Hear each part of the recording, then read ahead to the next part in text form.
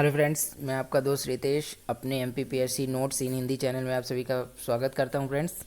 तो फ्रेंड्स, हमारी जो सीरीज चल रही है एमपीपीएससी नोट्स इन हिंदी, तो उसका जो मैंने वीडियो डाला हुआ है, पहले कई वीडियो मैंने डाल दिए हैं, तो उसी का ये अगला पार्ट है जिसमें हम डिस्कस करेंगे कि मराठा काल जो था, मराठाओं के समय, उस समय मध्य प्रदेश का इतिहास क्या था। मीन्स मराठा के जो राजा महाराजा थे उन्होंने कौन कौन से मध्य प्रदेश के क्षेत्रों पर कब्जा कर लिया था, तो उन सभी के बारे में हम डिस्कस करेंगे कि क्या क्या घटनाएं उस समय घटित हुई थी मराठा काल के समय मध्य प्रदेश में। तो इस वीडियो में वही सब हम पूरा कवर करेंगे, जो कि एमपीपीएससी प्री नोट्स के रूप में आप इसे अपने जो नोटबुक में ऐड कर लें, तो इससे रिलेटेड एमपीपीएससी प्री में क्वेश्चन भी पूछे जा सकते हैं।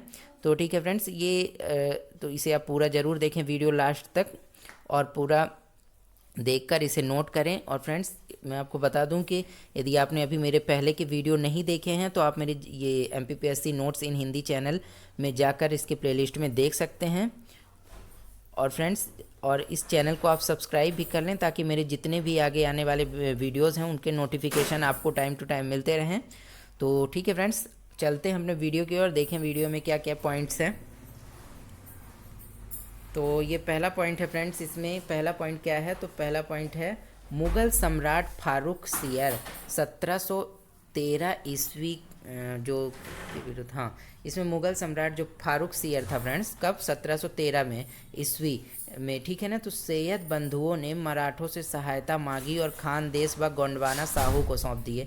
जो सैयद बंधु थे फ्रेंड्स उस समय 1713 ईस्वी में, जब कौन राज किया करता था दिल्ली पर, तो मुग़ल सम्राट फारूक सियर, ठीक है फ्रेंड्स। तो उसने उसके समय पर जो सैयद बंधु थे, तो उन्होंने मराठों से सहायता मांगी किसके विरुद्ध युद्ध लड़ने के लिए, तो मुग़ल सम्राट फारूक शियर जो था उसके विरुद्ध युद्ध लड़ने के लिए मराठों से सहायता मांगी, और बदले में क्या किया, तो मराठों को खानदेश, ठीक है फ्रेंड, खानदेश, और खानदेश वही वाला इलाका फ्रेंड, बुरहानपुर वाला खानदेश, और गोंडवाना जो जबलपुर वाला इलाका, और बुरहानपुर वाला आज का इलाका साहू को सौंप दिया। साहू कौन फ्रेंड्स, साहू जो है ये शिवाजी का जो पुत्र था, जो शिवाजी के बाद गद्दी पर छत्रपति बना था साहू, उसे सौंप दिया गया। किसके द्वारा, सैयद बंधुओं के द्वारा।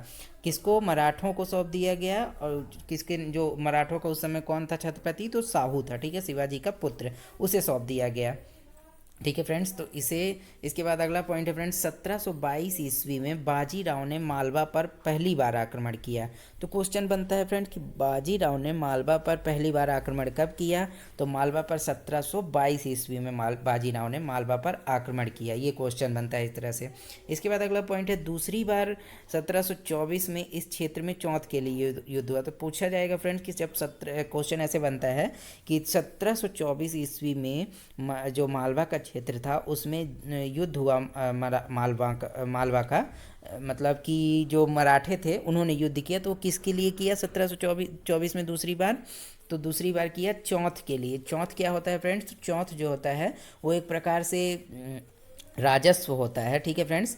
1/4 हिस्सा, जैसे कि मान लीजिए मैं आपको बता दूं कि मराठों के जो कब्जे में यदि कोई क्षेत्र है, ठीक है फ्रेंड्स, तो वो उन क्षेत्रों को मान लीजिए मराठों ने जीता है, तो उन क्षेत्रों को मराठों को चौथ देना पड़ता था, राजस्व देना पड़ता था। कितना, तो 1/4 भाग देना पड़ता था, तो वो चौथ कहलाता था, ठीक है फ्रेंड्स। 1/4 भाग है, चौथा भाग एक का, तो इसलिए इसको चौथ कहा जाता था, चौथ के लिए, ठीक है, एक राजस्व था।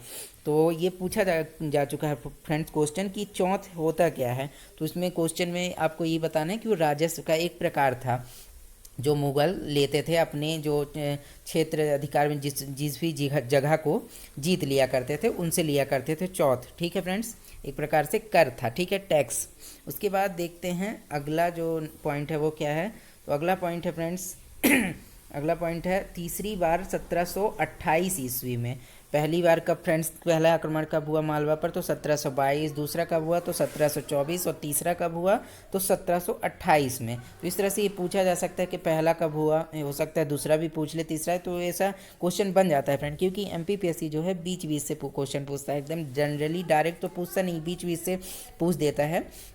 तो वही इसमें से पूछ सकता है कि कब कब कौन सा आक्रमण कब हुआ, ठीक है। तो तो क्या हुआ, 1728 में आक्रमण किया तीसरी बार, तब भोपाल के निजाम की हार हुई। जब उसने मराठों ने तीसरी बार आक्रमण किया 1728 ईस्वी में मध्य प्रदेश में, तो उस समय भोपाल के निजाम की हार हुई। किसके विरुद्ध किया था उस समय आक्रमण मध्य प्रदेश में? तो भोपाल जो था वहाँ पर भोपाल के राजा जो निजाम थे उनके और मराठों के बीच 1728 में तीसरी बार वो हुआ, आक्रमण किया मराठों ने जब मध्य प्रदेश में, तो उस समय भोपाल के निजाम की हार हो गई। ठीक है फ्रेंड्स, इसके बाद अगला पॉइंट देखते हैं। अगला पॉइंट है बाजीराव प्रथम और निजाम के बीच 1738 ईस्वी में एक संधि हुई जो दुरई की संधि के नाम से जानी जाती है। तो फ्रेंड्स ये आप पॉइंट याद रखिए, इसे नोट कीजिए। बाजीराव प्रथम और निजाम के बीच 1738 ईस्वी में, कब? 1738 ईस्वी में एक संधि हुई जो दुरई की संधि कौन सी संधि? दुरई की संधि के नाम से जानी जाती है, जिसमें संपूर्ण मालवा और चंबल तथा नर्मदा के बीच की भूमि बाजीराव प्रथम को दे दी गई। तो निज़ाम ने क्या किया फ्रेंड्स, 1738 की दुरई की संधि में, जिसमें संपूर्ण मालवा, चंबल और नर्मदा के बीच की जो भूमि थी, ये किसे दे दी गई? तो बाजीराव प्रथम को दे दी गई। ठीक है फ्रेंड्स, तो चूंकि निज़ाम पहले ही हार चुका था, तो उसने जब ये संधि की तो बाजीराव प्रथम को दे दी ये सभी क्षेत्र। ठीक है फ्रेंड्स, इसके बाद देखते हैं अगला पॉइंट क्या है। अगला पॉइंट फ्रेंड्स, अगला पॉइंट है पर इस संधि को, जो संधि हुई दुरई की किसके बीच? तो निजाम और बाजीराव प्रथम के बीच, तो इस संधि को मुगल बादशाह मोहम्मद शाह ने स्वीकार नहीं किया। जो मोहम्मद शाह था मुगल बादशाह, इन दोनों के बीच जो निजाम और बाजीराव प्रथम के बीच जो संधि हो गई थी, इसको किसने? मुगल बादशाह मोहम्मद शाह उस समय था, तो उसने स्वीकार नहीं किया। और तब जय सिंह के सहयोग से, किसके सहयोग से? जय सिंह के सहयोग से 1741 ईस्वी में हुई संधि के अनुसार मालवा पेशवा को दे दिया गया। पहली बार मालवा पर मराठों का अधिकार हो गया। तो फ्रेंड्स क्या हुआ कि जब मुगल बादशाह मोहम्मद शाह ने स्वीकार नहीं किया इस संधि को, तो उसने क्या किया, जय सिंह एक थे राजा, तो उनके सहयोग से 1741 में संधि की और मालवा का जो क्षेत्र था वो किसको दे दिया? तो पेशवा को दे दिया। ठीक है फ्रेंड्स, दोबारा एक नई संधि की, तो मालवा को पेशवा का क्षेत्र दे दिया और पहली बार मालवा पर मराठों का अधिकार हो गया। पहली बार जो मराठों का अधिकार हो गया पूर्ण रूप से मालवा पर। ठीक है फ्रेंड्स, इसके बाद अगला पॉइंट है 1728 ईस्वी में छत्रसाल कौन? बुंदेलखंड के जो उस समय राजा हुआ करते थे, जिनका नाम छत्रसाल था, तो ने अफगान शासक मोहम्मद शाह बंगाल जो अफगान शासक थे मोहम्मद शाह, हाँ, तो इसे 1728 ईस्वी में, इसमें बता रहा है फ्रेंड कि 1728 ईस्वी में जो छत्रसाल थे बुंदेलखंड के राजा, तो उन्होंने क्या किया, अफगान शासकों के विरुद्ध युद्ध के लिए, अफगान का जो शासक था मोहम्मद शाह, बंगाल के विरुद्ध बाजीराव प्रथम से सहायता मांगी। उस समय अफगान का शासक जो था कहाँ पे राज कर रहा था? तो वो बंगाल में राज कर रहा था। कहाँ?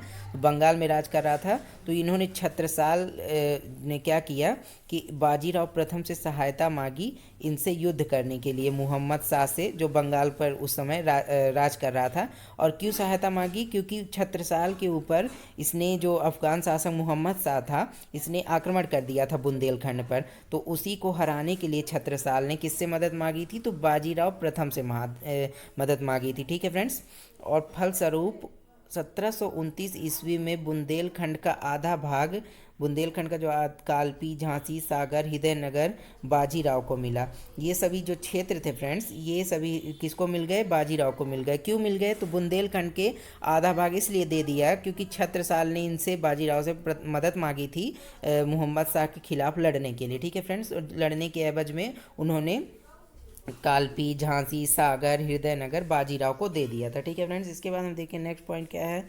तो नेक्स्ट पॉइंट है फ्रेंड्स, पानीपत की तीसरी लड़ाई में अहमद शाह अब्दाली ने मराठों को हरा दिया।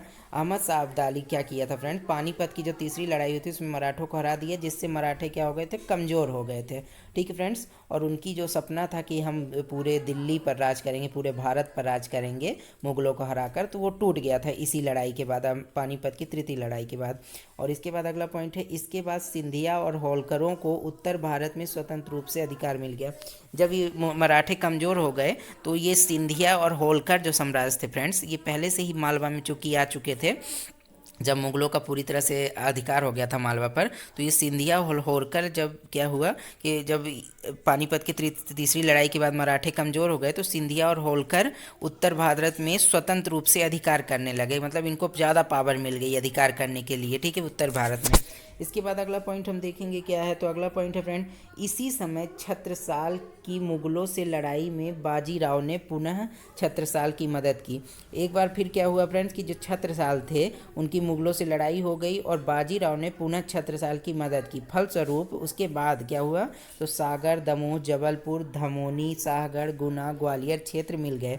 बाजीराव को फिर से छत्रसाल ने ये सारे क्षेत्र जबलपुर, धमोनी, शाहगढ़, गुना, ग्वालियर, ये सभी क्षेत्र किसको दे दिए, पुनः बाजीराव को दे दिए। और क्षेत्र मतलब बढ़ाते गए। पहले तो दिए ही थे कुछ, कालपी, झांसी वगैरह, ग्वालियर, लेकिन अब ये सारे क्षेत्र भी पुनः दे दिए। ठीक है फ्रेंड्स। इसके बाद हम देखेंगे कि अगला पॉइंट क्या है। तो अगला पॉइंट है, पेशवा बाजीराव ने सागर, दमोह में गोविंद खैर को और प्रतिनिधि नियुक्त किया और जबलपुर में बीसाजी को गोविंद को।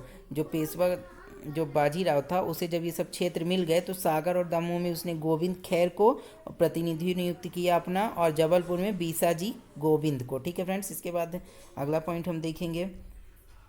अगला पॉइंट है फ्रेंड्स, सारंगपुर में पेशवा नारायण राव 1772 और 1773 ईस्वी के समय पेशवा जो नारायण राव बना था, तो और मालवा सूबेदार गिरिधर बहादुर के बीच युद्ध हुआ। किसके किसके बीच फ्रेंड्स, तो सारंगपुर में पेशवा नारायण, ये सारंगपुर एक जगह है, तो वहाँ पर पेशवा नारायण राव और मालवा सूबेदार, मालवा का जो सूबेदार था गिरिधर बहादुर के बीच युद्ध हुआ और मराठों की जीत हो गई। ठीक है फ्रेंड। जब युद्ध हुआ तो मराठों की जीत हो गई और सूबेदार गिरिधर बहादुर की हार हो गई। ठीक है फ्रेंड्स। इसके बाद अगला पॉइंट है, मालवा का क्षेत्र जो है, मालवा का पूरा क्षेत्र उदासी पवार और मल्हार राव होलकरों में बट गया। मीन्स ये जो दो वंश थे उस समय, पवार और एक कौन, होलकर वंश, इन दोनों के बीच में मालवा का क्षेत्र पूरी तरह से बट गया। और इसके बाद देखते हैं अगला पॉइंट क्या है, उज्जैन और मंदसौर को सिंधिया ने अपने अधीन कर लिया। उज्जैन और मंदसौर को सिंधिया ने अपने अधीन कर लिया। ठीक है फ्रेंड्स। सिंधिया जो आज भी आप देखते हैं कि हैं सिंधिया वगैरह, ज्योतिरादित्य सिंधिया वगैरह, तो उस समय पर उज्जैन और मंदसौर को सिंधियाओं ने अपने अधीन कर लिया था। ठीक है फ्रेंड्स।